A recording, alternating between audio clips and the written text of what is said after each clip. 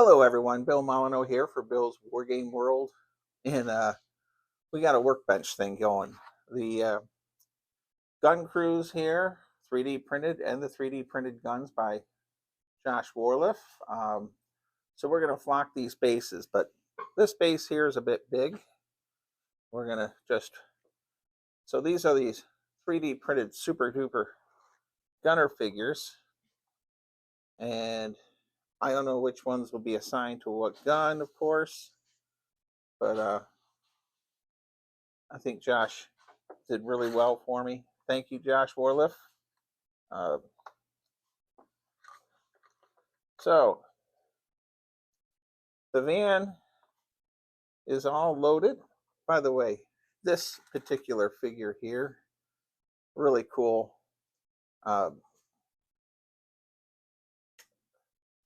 Really cool. And then this figure here, Josh wasn't sure and if he was dead or what. And what it is he's actually pushing the barrel of the gun. So we're going to flock the bases. That one's real easy. And then this one here, as you can see, now I did do a green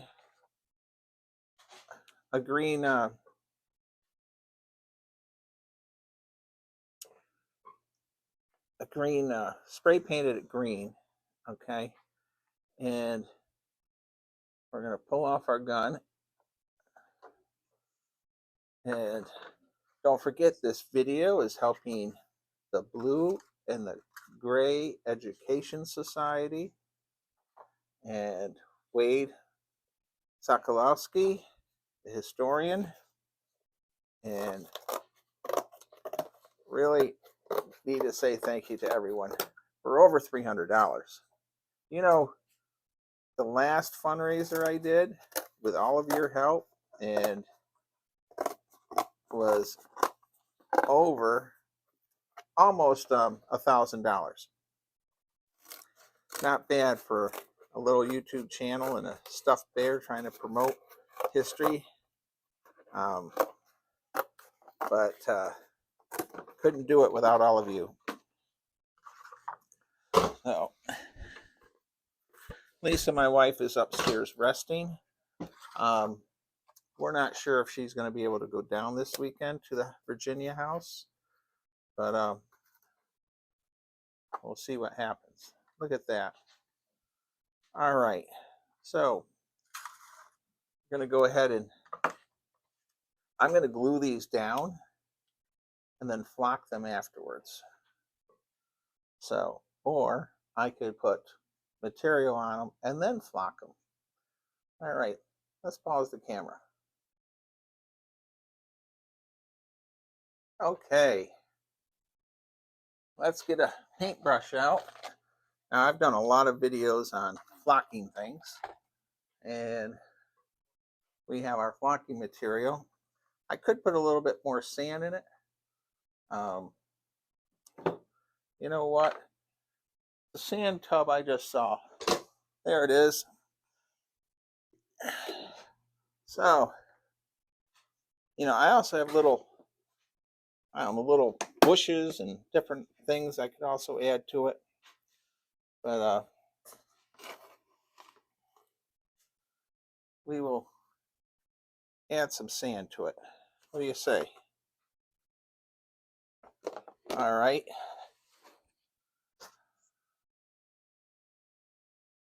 Now, everyone has their own system for doing things. And as we all know, there's a lot of war gamers out there that do a lot of stuff better than me, like 10 times better. But I just try to plug along. I'm really looking forward. Now, if Lisa does not go with me and stays home and does some last minute things, because I think next week, no matter what, she's coming to going to be staying at the Virginia house. I'm Saturday night, we're going to play the Battle of the Little Bighorn. Okay, So we add some brown sand to this. And then we have our, pull it up a little bit. We have our water, green paint, and Elmer's glue mix. And I've made a lot of videos how to make this stuff. And I have no idea where my gloves are. My world's really messed up, you know, because I'm moving everything. But I found a glove laying on the floor that I was using for gardening. So we will put our mixture on this piece. All right. Now, I gotta say that my last few videos haven't gotten very many views. I know that I haven't been as perky. I haven't made videos with the chuckleheads in a long time, but I am hoping to remedy that. On October 18th, we're going to be at the Ho Chucklehead crew. We'll be with the Potomac Wargamers with Mr. Tim himself. He has that giant Gettysburg game, and really looking forward to that. So I think it's the second day of Gettysburg. If you remember, we did the first day. I had a couple thousand views from that game, and that was the game that Kevin couldn't go to, and we dressed Goober up with a Kevin head, if you remember correctly. All right, so we'll push this out of the way, and now we're going to do the big one. All right. Now, there are a lot of different ways to do this, and I also could have got some balsa wood, but I'm just using a piece of cardboard. Now, I had some great suggestions for the 20-foot wargaming table, and I have decided to keep it at the 20. I think it's going to be 24 feet. I think I'm going to add another table, but had a lot of people saying do Operation Market Garden with the breakout of 30 core, and so I don't know if I'll do a poll. It will take me, I gotta say, it would take me quite a long time just to set the darn thing up. And if I know Rapid Fire has a scenario book of it, so, and I remember it, I think Historicon maybe 15 years ago, someone actually did that scenario with a whole mess of tables going around. So I'm wondering if I would get a lot of views doing that to help my fundraisers. What do you think? And so there we are. Now, if you remember, we can clean our paintbrush, and I'm going to pause the camera. Okay, we can pause. We paused the camera for a moment. The hand sanitizer works fantastic on this for cleaning paintbrushes. And Jim Shaw, the great painter of Gettysburg, and Mr. John at Gettysburg Miniature Shop. So, and it's just so much more convenient than dealing with water and everything else. So, and it also sort of moisturizes the horsehair or whatever it is. Okay, so there we go. Now, put that out of the way. What's our next step? Well, we got a gun crew to look at painting, but I'll be more excited if we mount our guns on these. Okay, so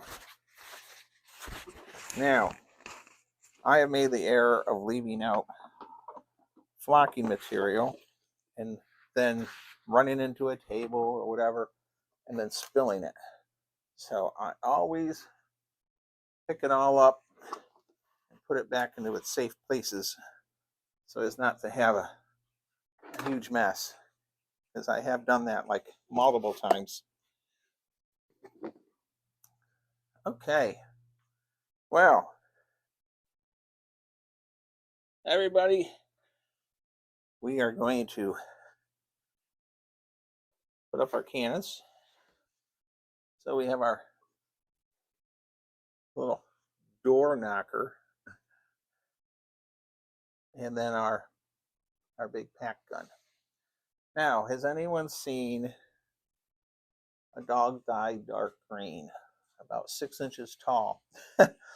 That's a B-52 song. I'm looking for my glue. I gotta pause the camera.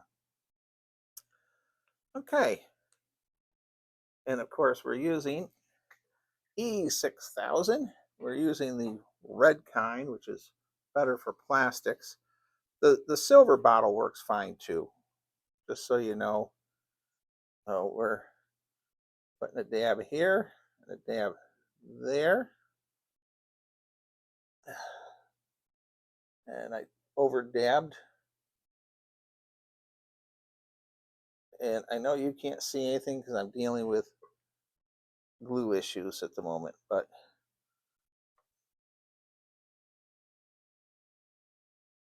okay. So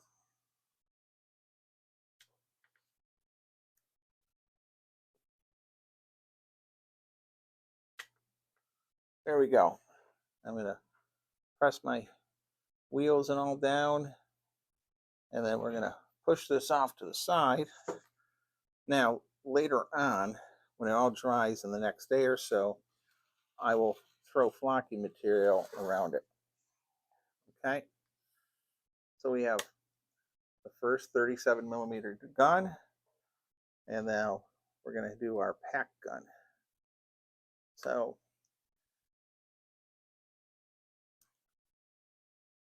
the Custer's Last Stand game, we're going to use the Pete Panzeri.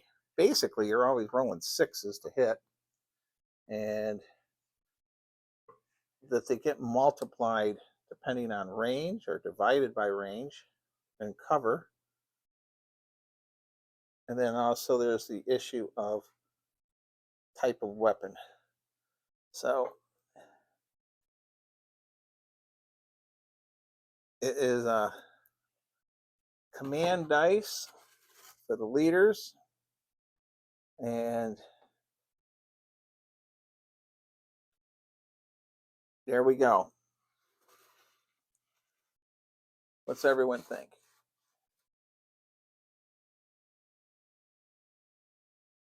We got guns. All right, now pause the camera. Let's get the gun crew over here. Okay, I'm going to attempt to paint these a little bit. I got my bug glasses. I have tons of issues with my eyes at times, but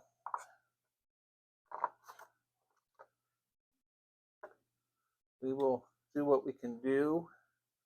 The great Jim Shaw actually is painting my North Carolina Fort Fisher figures. That when Fort Fisher fell, they became infantrymen, but they were still wearing their red kepis and artilleryman uniforms, basically. So I know that I have a few viewers that watch my channel when I'm babbling. Who wrote to me today and said they don't mind me babbling and just, oh, it was Mr. Bruce in New Jersey. That's right. Yeah. Now Ronald McDonald out in England, he's a big follower, but sometimes he just goes off the grid. It's because he runs out of I guess money to pay for the he has so many hours or minutes worth of YouTube of internet time, and he has to wait for it to recharge. So We're just going to try to put a little bit of flesh on these guys.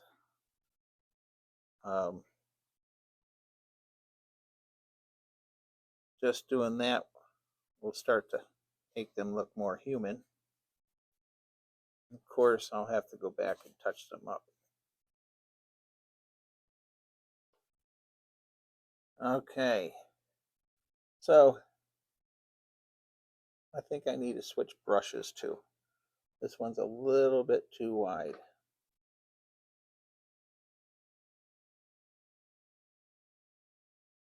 We'll see. And boy. So, what do you think? Operation Market Garden for the giant table after Little Bighorn? Or should I do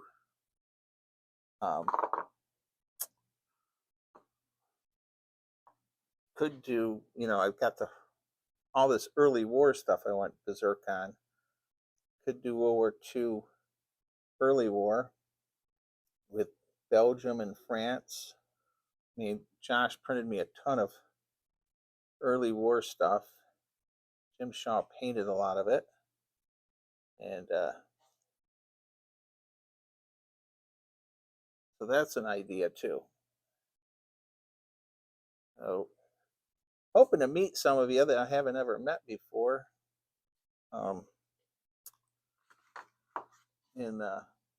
At Fallen. So, as you can see, I messed up here. I have this double vision issue with my eyes. So I'm going to have to hit that flesh with some gray paint later. Just frustrating. I don't know how Jim Shaw paints so well. It's quite amazing to me.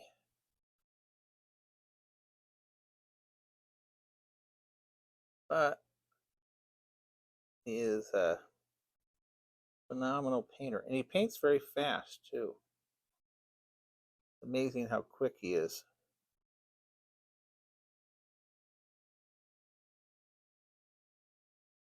So, how good of a painter are you out there in YouTube land?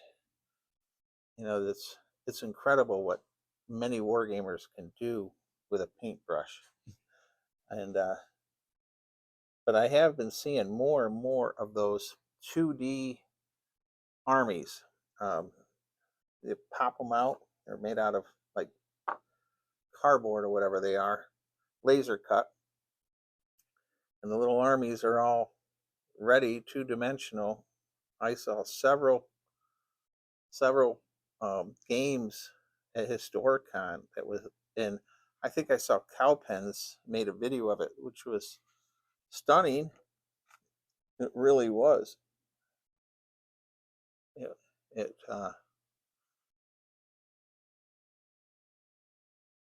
it was stunning. We'll pause the camera and change brushes. Also, got to get thicker magnifying glasses.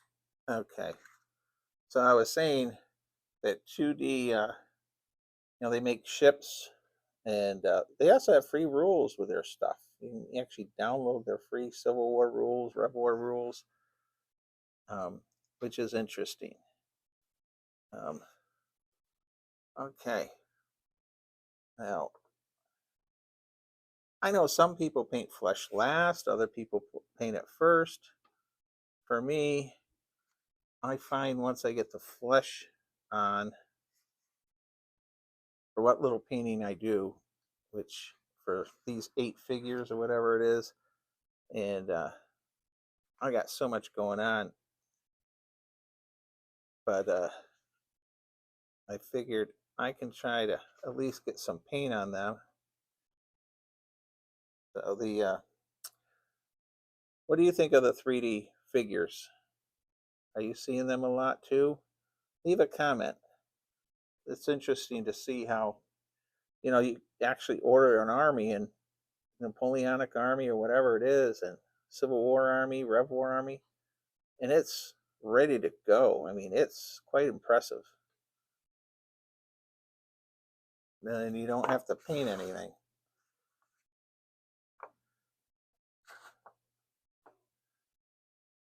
So it's and I guess in a lot of ways, everything is faster. I mean, Donald Featherstone, I have a book where the entire book is nothing but how to cast and make your own figure, one figure at a time, in a mold thing in a kitchen sink or kitchen stove. I mean, quite a thing to think that in the 60s, wargamers to get figures were casting their own, you know, but like one figure at a time mode. Now, Josh, in his 3D printers, he can print a lot of figures at once. So, and because these figures only be in the boathouse, they probably will never leave the boathouse. I'm not worried about making them look perfect. If you're wondering, I will paint belts and straps the best I can, but we won't, and I'll attempt to paint boots black. And, you know, I got the moving van all loaded. They let us have it a day early. And really nice of them. So, but boy, I will say this: getting this is the I have a lot of figures. I did the math, and I think between what's in the boathouse and what I have here, it's a total of about 60,000 54mm figures, with Jim Shaw having painted just about most all of them, other than a few handfuls that I painted or I purchased. And this, if I can paint this officer's features here, it'll be incredible, because that was not easy.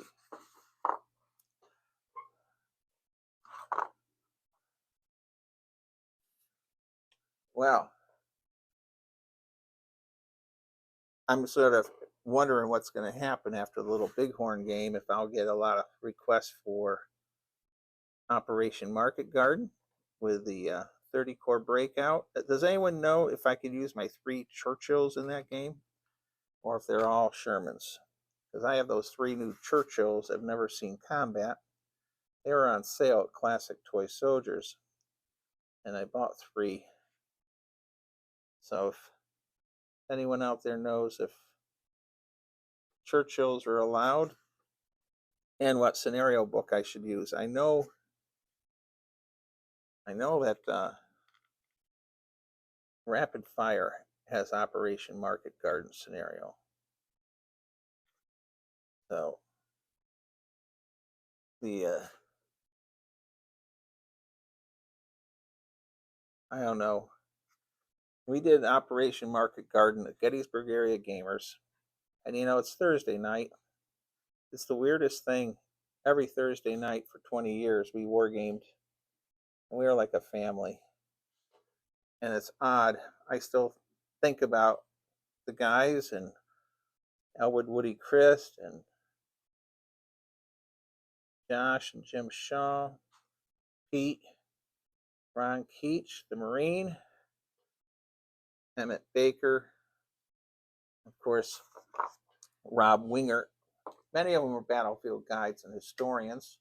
So that always was interesting when we were doing a Civil War game, because they would debate different things.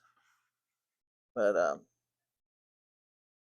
it's odd because the group, I moved here in 2016, and some have passed on, and some are wargaming still in different pockets, I guess you'd call it. But Bob Ketsettler, who many of you might know, he runs some really big games, and he used to do a lot with Pete Panzeri at one time. But There.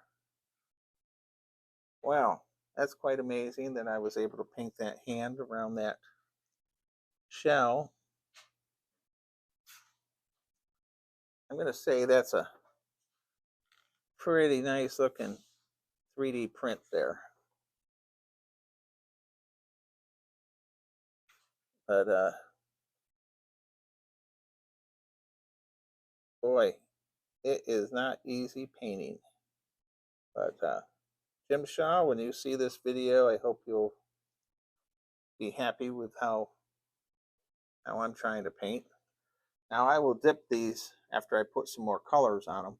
I will dip them in a black wash, and that will give them some depth. Oh, and help cover up my bad painting too. It is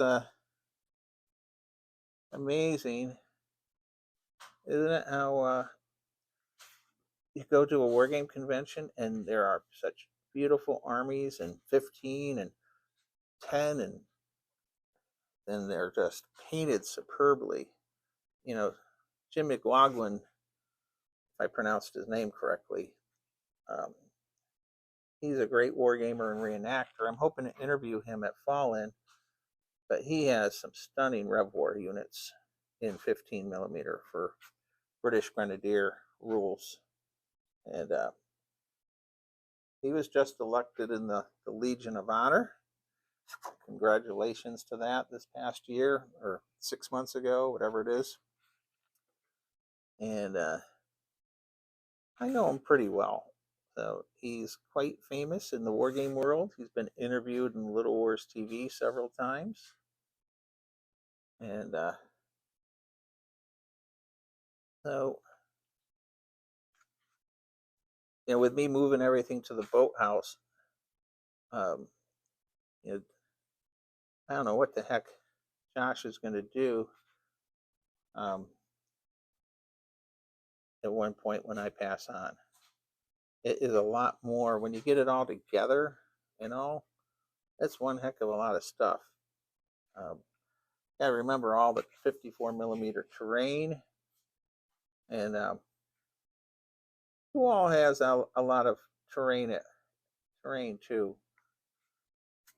You know, the talking about figures, but then you have to think of forts and houses and churches and woods and lichen and trees and roads.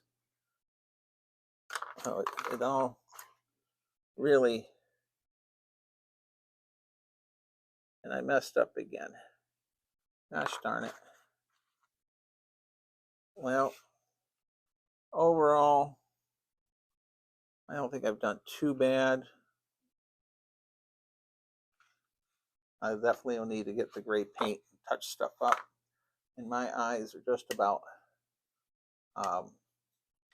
believe it or not, that was a lot of work for my little eyeballs.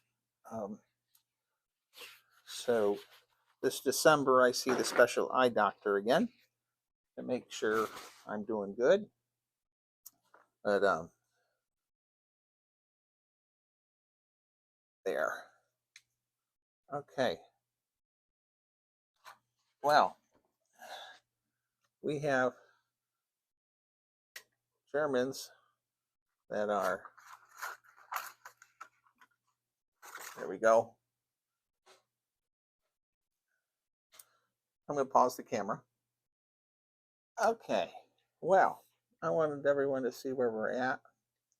And so we have our gun here. This is warping out a little bit, but I'll be able to flatten it out.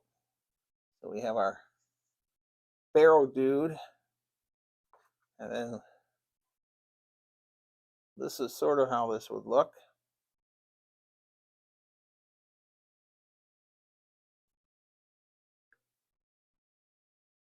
And there. And a leader. Okay. So things aren't perfect. I was worried I put too much glue and might have warped the board. I can flatten that out with no problem.